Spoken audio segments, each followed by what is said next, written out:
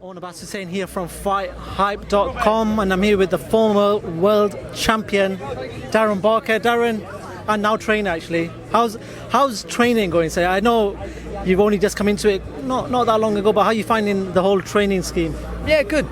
You know, I love boxing. Boxing's been my life since I was a kid, and to be, involved in the media side of aspects has been brilliant. I enjoy what I do, but there will always be a kind of a void, I guess, from that competing aspect. And I guess now being a coach and be able to sort of help conjure up a game plan and get a fighter into shape has sort of semi-filled that void. Don't get me wrong, I'm happily retired from the sport, but you'll hear it from most retired fighters, there's always something missing, that element of competition. And watching Dave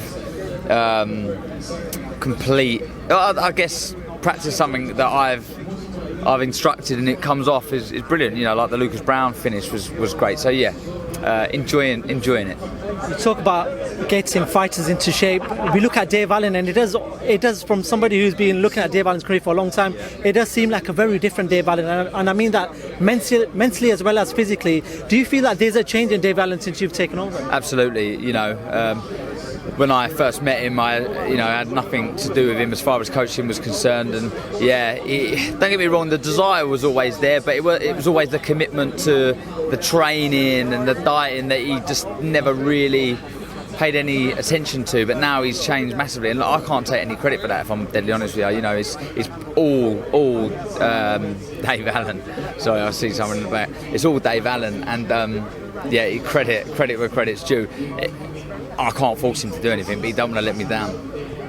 Did you feel like, prior to yourself and Dave working together, that Dave was being put on shows by Eddie Hearn, that because he was, he had a sort of entertainment aspect to him, and that seemed to be outweighing what he could do as a boxer? Did you feel that was the case? Yeah, definitely. He's always been a comedian, the joker, someone that wanted to entertain the crowd in, not just in the boxing ring, outside of the ring with his antics, and he's never going to lose that. He's always going to have that funny, joker sort of personality. But now he's starting to believe in himself, and I think that's been one of the jobs for me, is not to feed his ego in any way or lie to him, but just to remind him how good he is, because he's a very, very good fighter. Honestly, I know this sport inside out. I don't know much else. I know a good fighter from a bad fighter, and Dave's a very good fighter. Now it's up to him to prove what I've seen in the gym and in sparring. Do it in fight night. Show everybody how good you are, and I think he's got an opportunity Saturday night.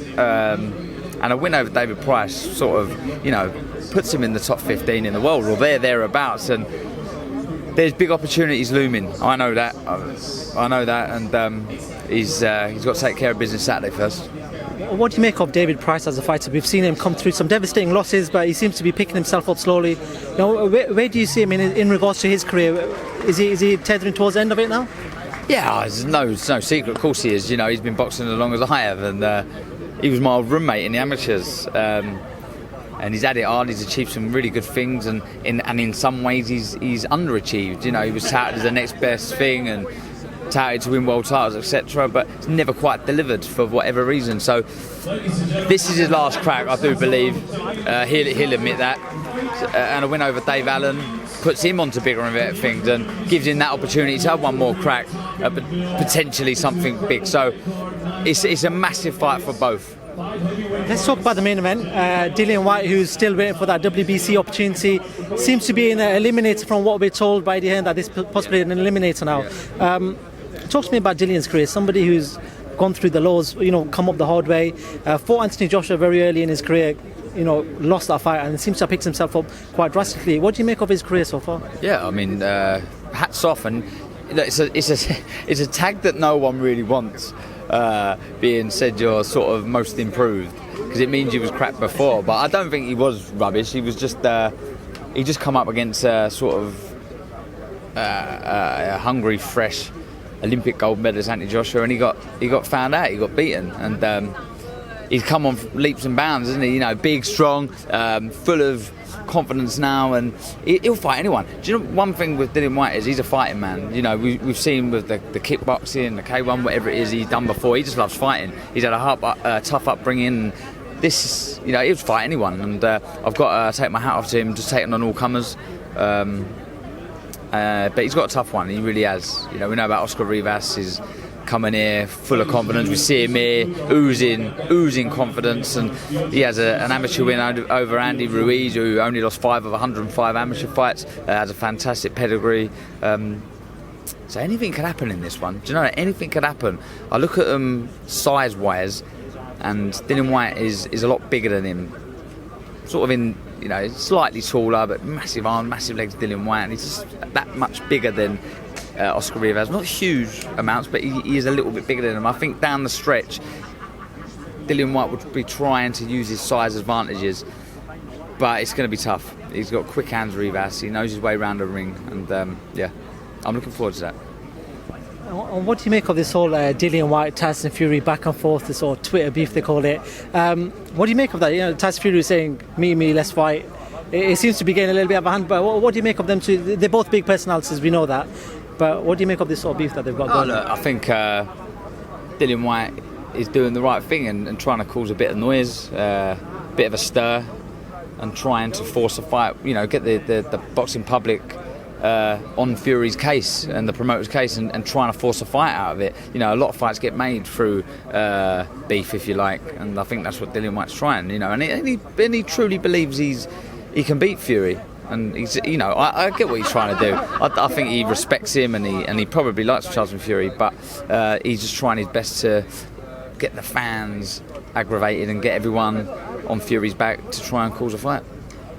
Just want to sort of pick up on your punditry skills now. On the same night, there's a big fight in America between Manny Pacquiao and Keith Thurman. I want your thoughts on that fight. How do you see that fight playing out? Who do you see winning that fight? Do you know what? It's a tough one. In my opinion, a fresh prime Pacquiao beats Thurman if they were the same weight, naturally. But the fact that Thurman's a bit fresher, not being as active as he'd like to be. I think it was a hand injury, wasn't it? Yeah. I think he had a hand on his Yeah.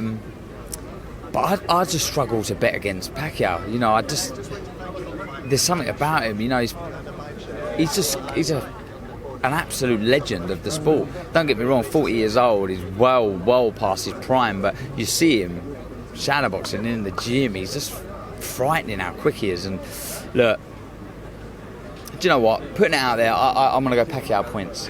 I think majority are going with Thurman to be favourite, but for me, I think he's going to roll back the years, beat Thurman on points in a close fight, and then go on to beat Amir Khan.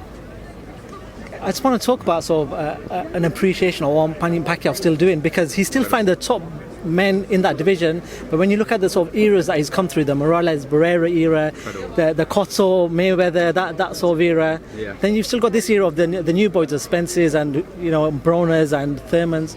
It's incredible what he's doing, right? I just, you know, with all the distractions he's got with his country and trying to be a senator, whatever he is, a senator, sorry, of his country, you know, and he's a real sort of legend over there, and he's trying to improve the country's well-being. With everything he's done in the past, his achievements, and he to still go and still compete with these guys and still beat these guys is remarkable. And I know some in the comments will be saying, yeah, he's a drug cheat, he's this, he's that, but not been proven guilty, is he? You know, and until so, you have to just say it's remarkable. It is remarkable what he's done, and yeah, he's a living legend. And just finally, some sad news broke out yesterday of the death of Sweet Pea Pernell Whitaker.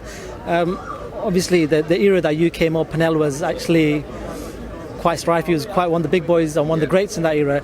Talk to me about what you saw from Pernell Whitaker and how good a fighter he was. You know, it's quite an easy one for me, because my dad always said to me, my dad was a former ABA champion, and he always said to me that, you know, the art of boxing is not getting hit. The most important thing in boxing, first and foremost, is your defence, your footwork, your head movement, you know, your parrying. And Sweet Pea Pernell Whitaker was the master, the defensive master. You couldn't hit him. I don't know if you've seen the Oscar De La Hoya fight. That much in it, and there's glimpses there. We all know how quick Oscar De La Hoya's hands were, and Pernell Whitaker would avoid about 10, 15, 20 shots at one time. It's incredible, and yeah, ridiculous reflexes. And beyond that, though, he was, you know, he had very quick hands. His power was underrated. He was just a very, very, very good boxer, and, you know, gutted that he was taken away from us so early. Darren, I want to thank you for taking time out to talk to FightHype.com. Good luck on Saturday night, and hopefully we speak to you very soon. Thank you very much. Thank you.